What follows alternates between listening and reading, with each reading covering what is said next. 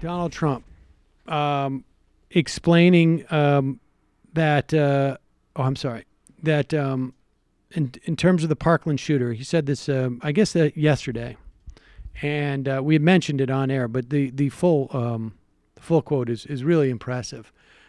Here is Donald Trump explaining how offended he is by the sheriff who, or the deputy who didn't go in there with a handgun when there was reports of at least one shooter with an AR-15 assault rifle. Security guards that are armed. Plus, I got to watch some deputy sheriffs performing this weekend. They weren't exactly Medal of Honor winners, all right? The way they performed was, frankly, disgusting. They were listening to what was going on. The one in particular, he was early. Then you had three others that probably a similar deal a little bit later, but a similar kind of a thing. I really believe, you don't know until you test it, but I really believe I'd run in there even if I didn't have a weapon. And I think most of the people in this room would have done that too, because I know most of you. That, I like how he gets very New Yorky, almost Jewy, but you do it too. You do it. I think anyone, Shmuley, anybody in this room would do it. That's like his, we all know I'm lying. We all know I'm lying voice. I'm going to do it like this. A little bit of I'm lying, but I would like Mike to mention this in the next cabinet meeting that I would do that. Mike, I'm going to want you to talk about how I would save this school next time. Thank you. Let's. You know what I'm saying. I mean, not exactly, but metaphorically speaking. Go play. Early, then you had three others that probably a similar deal a little bit later, but a similar kind of a thing. I really believe, you don't know until you test it, but I really believe I'd run in there even if I didn't have a weapon. And I think most of the people in this room would have done that too, because I know most of you. Yeah. But the way they performed was really a disgrace. Second, we must confront the issue of mental health. Yeah, I'd say. I agree with that. Yep. Cosign. Should we go back and play the video again where he won't share his umbrella with his own child? Well, look. It's one thing going in without guns, but this is rain. It's water. Look, rain and stairs are one thing, but some kid with a machine gun, I mean, come on. I am a man. Now, fortunately, there's no way to test it. You can't test it. I wish you could test it because, of course, if I was there, I would run in, and then they would say, Mr. President, we have to tackle you. Can't let you go. Maybe like 30 years ago when he was younger, he might demand that they run a simulation for him where he could fake protect the school in the White House. Like on 30 Rock when they sent Tracy Morgan to the moon. And it was all simulated. They got a fake a school shooting for him to rescue. And I love how he has to pretend yes, and remember, I'm looking at who's he talking to? Like Maggie Haberman and the whole press corps? No, Maggie. I know you would elevate. I think even Trump. I think even Trump knows that Maggie Haberman wouldn't be and able just to do incidentally, don't bank on it. Guess who was not obviously in the room? This is Ben Carson explaining. Is this when he explained how he had a gun pulled on him one time? No, this is a bit earlier about how he would react if he was actually in the situation. Yeah, this is how Ben Carson would react in the situation. But then he told on himself later. I would not just stand there and let him shoot me. I would say, hey, guys, everybody attack him. He may shoot me, but he can't get us all. Yeah. Even actually, the part that in the middle of the shooting, he's going to have time in his slow drip voice to orate while bullets are flying. Hey, guys, hold on. Could you stop shooting for a second? Hey, guys, let's all team up and tackle him together. Well, all right, let's just assume I think the fact of the matter is if 10 kids decided to go charge this guy, I would say a good 8 or 9 of them, if not 10, would have been shot. That's the whole point of an automatic weapon like that. Yeah, it's a numbers game, but at least they'd be ride or die. Now, but wait a second. Let's not judge Ben Carson too harshly. Maybe his strategy is not right. Does he have any other alternative strategies when faced with danger and with a gun? Exactly. Ben Carson looks at Ben Carson and says, hold my beer. Also revealed that he once faced a gunman himself during a stick-up at a Popeyes fast food restaurant when he was a young medical resident in Baltimore. I have had a gun held on me. The guy comes in, puts the gun in my ribs, And I just said, I believe that you want the guy behind the counter. He said, oh, okay. There you go. That's where all the money is. Why are you shooting up a high school? Don't you want to beat Newtown? There's a preschool. There's a preschool close by. They don't run as fast as us, and it will be much more shocking in terms of the news coverage. I mean, I do believe that he would try to redirect the bullets to some like menial worker in his vicinity. I'm not talking about menial workers. I'm talking about PS 119. It's a whole preschool. Why are you doing the high school? Less leg time, more explosive headlines. I'm only trying to help you. Here is Frank Luntz. He is with a group of NRA members, and I don't know. I mean, it just to give you a sense of what's really behind guns rights, right? I mean, and for a while, it was weird. It's completely gone away, but like the deficit fervor was also sort of like a cultural touchstone. But Barack Obama said it best, right? They grab their guns, their God, and they cling to their guns and God. Here it is. And their religion. In your family, if you want a gun, great. But I feel like the rules to get there need to be changed. I'm not saying that we shouldn't have guns, but I'm saying that there's certain guns that we shouldn't have. Does that make sense? It's a cultural problem. How does that get solved? Values have to be reinstilled. Simple as that. You can't put bans on guns. It's ridiculous. These are outbursts that are expressions of personal pain. This is people who, it's not personal. But the problem is you cannot stop. Well, wait a minute. I disagree with you. It can be stopped. Why are they going to schools? Because a school is a gun-free zone. It's a victim-rich environment. Are you suggesting that we put more guns in schools? Absolutely. No. Why is it that the NRA has the image that it has? This thing, we're a bunch of hillbillies. And what are you? We're people that believe in the fundamental right to defend ourselves. Does that include weapons that can kill 50 people in 90 seconds? That's misusing the weapons. That's not using it for what they're. What kind of weapon are you talking about? Why do we need those weapons? Well, we don't. What kind of weapon are you talking whatever about? Weapon you want, because as soon as you go in there with the regulations, it's a slippery slope. It's like, hey, I can make this justification why you can't have that weapon. Now I can start to move to the next one. So you have to start somewhere defending your right. There you go. It's a slippery slope, folks. It's a total slippery slope. Total slippery slope. If you, in fact, this is all a function of all this gun control talk is a function of us outlawing private ownership of tanks. Right. And of bazookas. If we all were able to have suitcase nukes, this wouldn't even be a conversation. We would, first of all, if you could have tanks, you just put the tank in front of the school. You drive it in front every day. They can't get in. But that wouldn't look good. So maybe I'd want a teacher who trained in having tank driving, chemical bazooka, who produced chemical weapons. The problem is we don't allow private ownership of Agent Orange. There was actually one time, this reminds me of one of Trump's classic Stern appearances, where he was talking about how like the way to protect planes from 9/11 would be like when the terrorist was going to break into the cockpit, there would be sleeping gas. That the pilot could release onto the plane. I got some good ideas from this movie called Home Alone. It's this brilliant movie. By the way, I was in Home Alone too. Anyways, Macaulay Culkin has this whole. If he could do that, why can't we?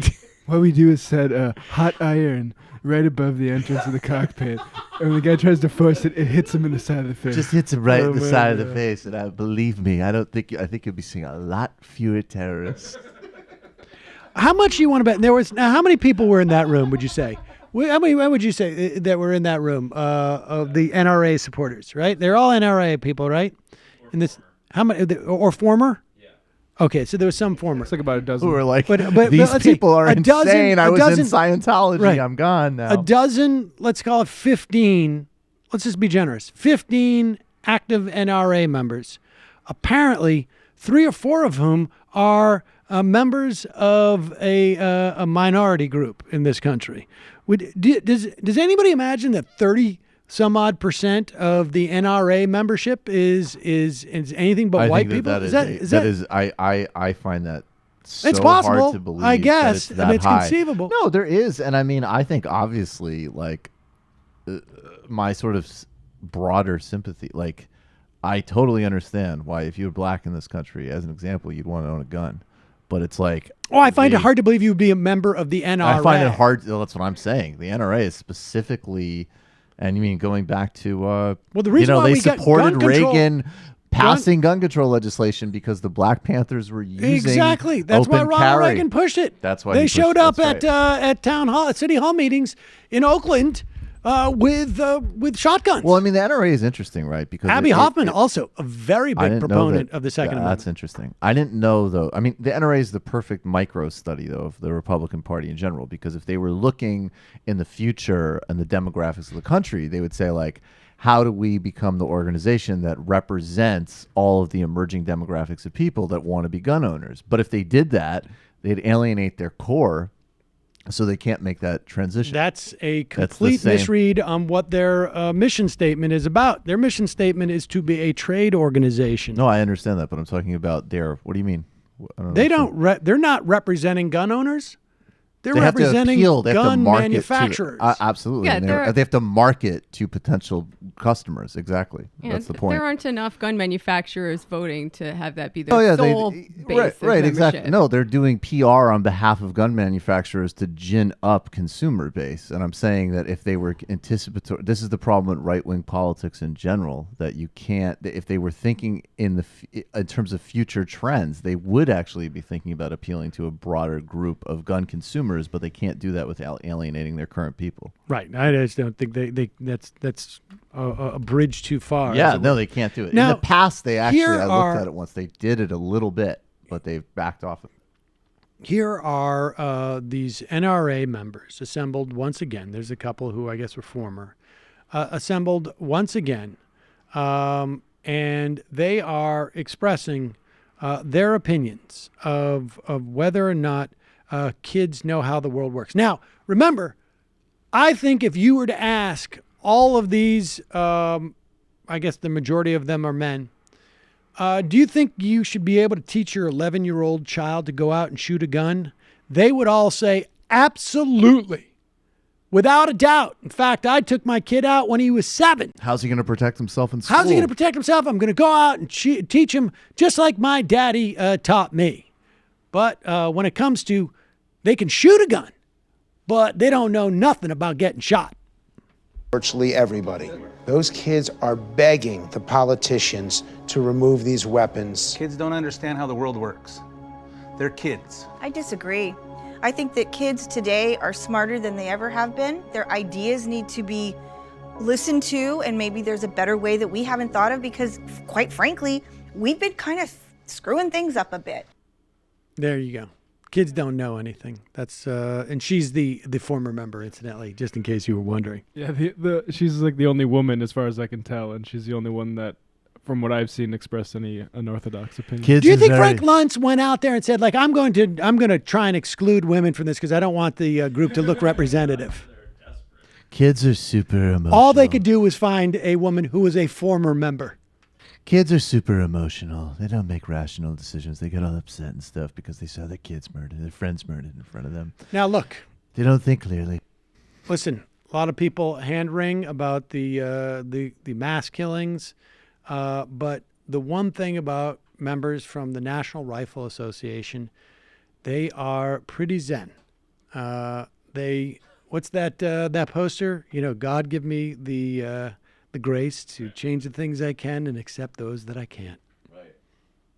I'm watching this, I'm listening to you, and you give me no hope whatsoever that this won't happen again. Well, it will happen. It will happen again. I wish we could say it wouldn't. And I think most of us are looking for a very easy macro solution that stricter regulation is going to change everything, but we need to look at a more micro regulation, and that's that these families need to take stricter control of their kids, and it's the breakdown of the family dynamic that's causing this problem. What do you say to those kids who are marching to Tallahassee?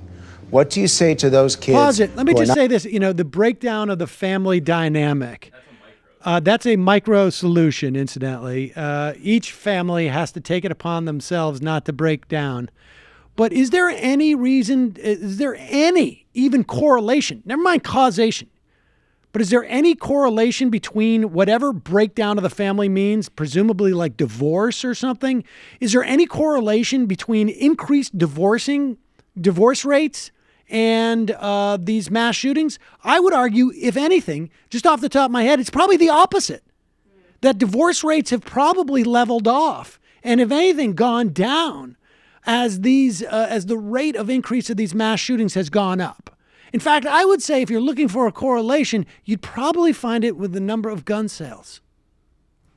Yeah, I mean, traditionalist values prize toxic masculinity and male power above all else. So if anything, I'd say they go together. You just don't like micro solutions. Tallahassee. What do you say to those kids who are not backing down and they're going to march to Washington, D.C.? They lost their best friends. They lost their brothers and sisters. What do you say to them? First thing I would tell them is keep fighting, keep speaking. You're doing the right thing. But I would also have to tell them that it's really sad that it's happened to them. But unfortunately, our Constitution says the Second Amendment is a right to bear arms. We're talking about something obviously very, very antiquated when you're talking about that, okay? Here's what I would tell a kid. Say, if you really want to make a change, you got to do it in baby steps. And if anyone knows anything about policy in Washington, you got to baby step it. You just can't one day turn it off.